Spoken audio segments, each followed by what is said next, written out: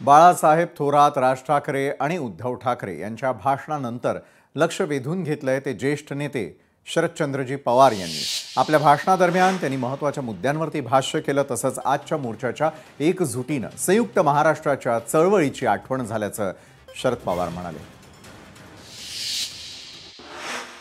आजचा हा मोर्चा मला काही जुन्या गोष्टी याचा आठवण करून देतो। मला आठवतं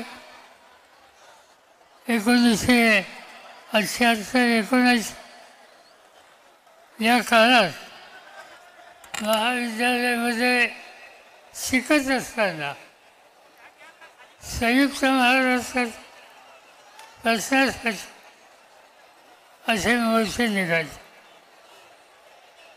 आणि काळा घोडा आणि त्याचा परिसर तिचे मोर्चे एक प्रकारचा इतिहास निर्माण करणारे हे मोर्चे होते।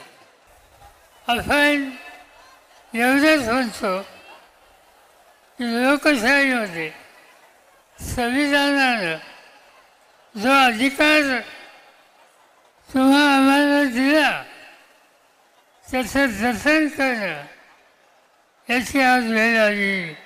अनेक पक्षात आहोत, विचारधारा वेगळी आहे, कधी मतभेदी असतात, पण आज देशाची संसदीय लोकशाही ही शिकवायची असते, मताचा अधिकार हा शिकवायचा असते, तर तुम्हाला मला एक व्हावं लागेल। तर आजचा दिवस संपूर्ण गाजला तो म्हणजे सत्याचा मोर्चा। यामुळे सत्याच्या मोर्चामध्ये सामील असलेले अनेक नेते मंडळी यावेळेला आपल्या सोबत जोडले गेलेले आहेत। काँग्रेसचे प्रवक्ता आहेत सचिनजी सावंत, मनसेचे नेते नितीन सरदेसाई